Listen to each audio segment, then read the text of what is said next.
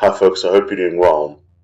Following on from my recent videos about ownership, perception, leverage, and understanding incentives, I want to create another layer or add another layer onto that discussion. And today I want to talk about creating a life that's not fragile. To put that in one word, creating optionality.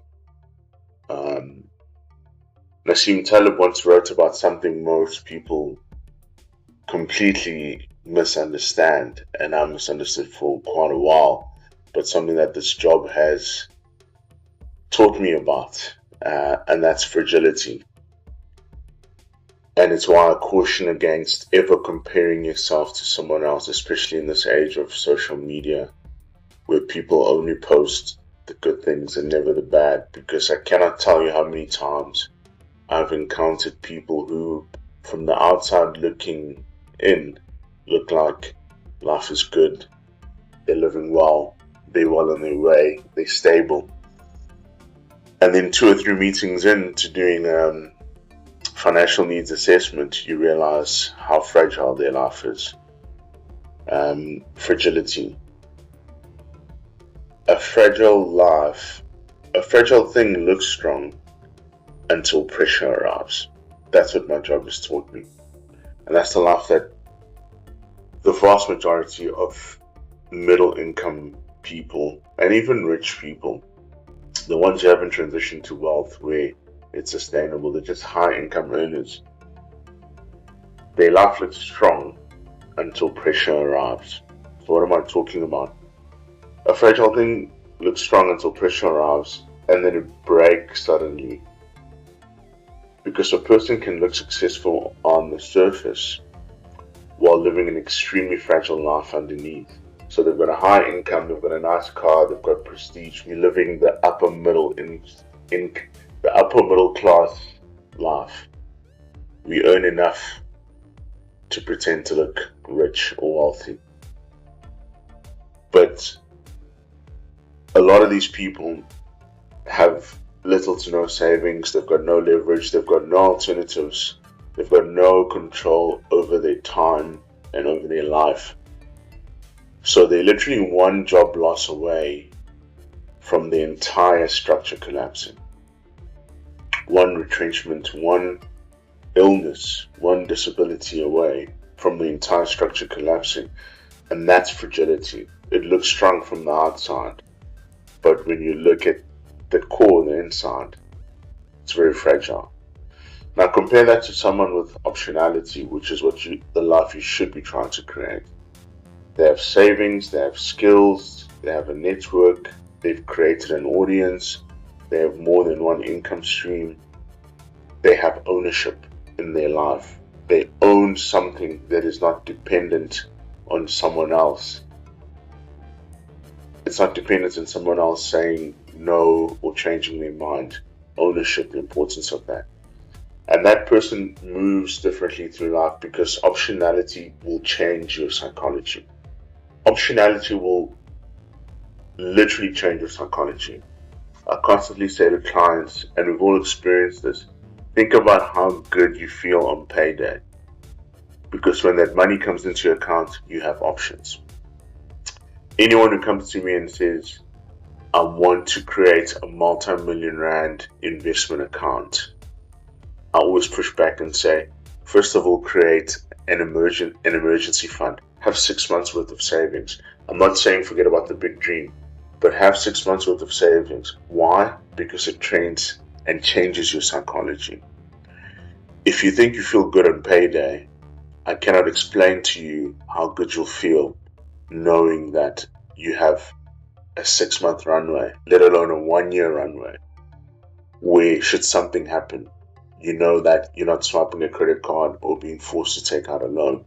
That literally changes your psychology, not just to make you believe that you can create the multi-million rand account, but the optionality makes you calmer, and makes negotiating life a very different thing.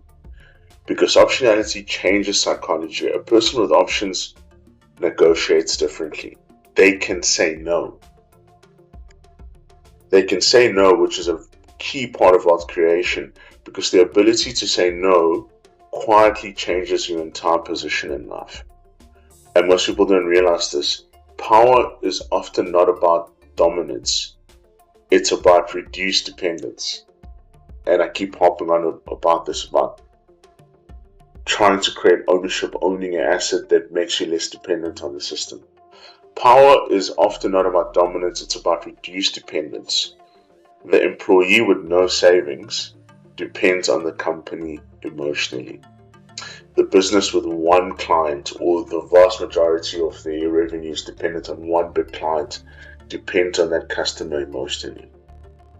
The creator with one platform depends on that platform emotionally, and dependence creates fear.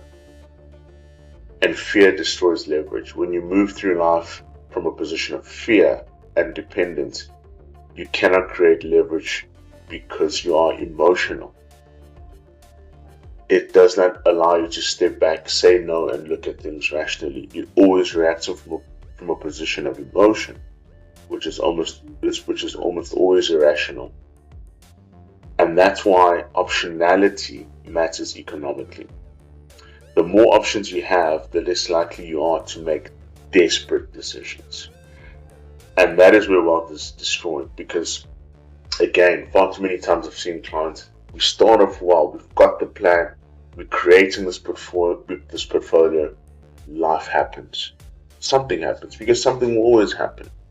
And when life puts that pressure on you, it finds that you're fragile and you crumble. And because of that, all the good work that you've done over multiple months or over multiple years, it's destroyed overnight, because you're now put in a position where you're making a desperate decision. And desperate decisions are expensive. People marry out of desperation. They take bad deals out of desperation. They stay in toxic environments out of desperation because they have no alternatives. And this is why, if you're serious about creating wealth, you need to focus on building options early. Not just income, but options. Learning valuable skills creates options. Building a reputation creates options. Building a brand creates options. Saving aggressively creates options. Creating ownership creates options. That's the real meaning of wealth. Having options, not luxury, not appearance. Control over your life. Control over your decisions, your time, your direction, your future.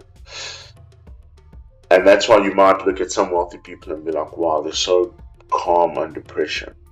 It's not because they've reached some level of enlightenment that you can't reach or anything like that. They're not calmer because life is necessarily easier. They're calmer because they have margin for error.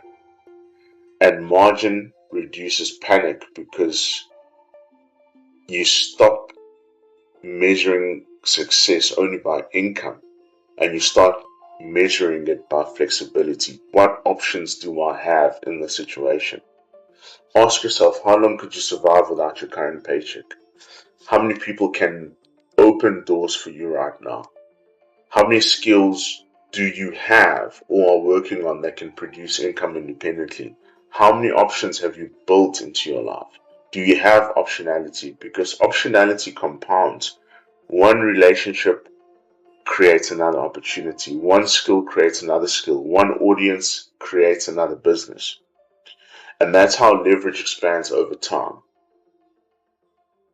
So this year, this is my plea to you. Focus on building one thing that increases your future options.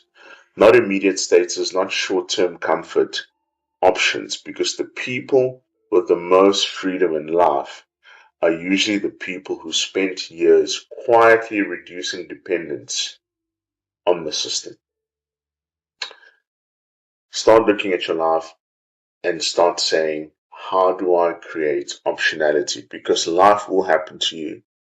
And when life happens to you, you want to ensure that it doesn't find you fragile.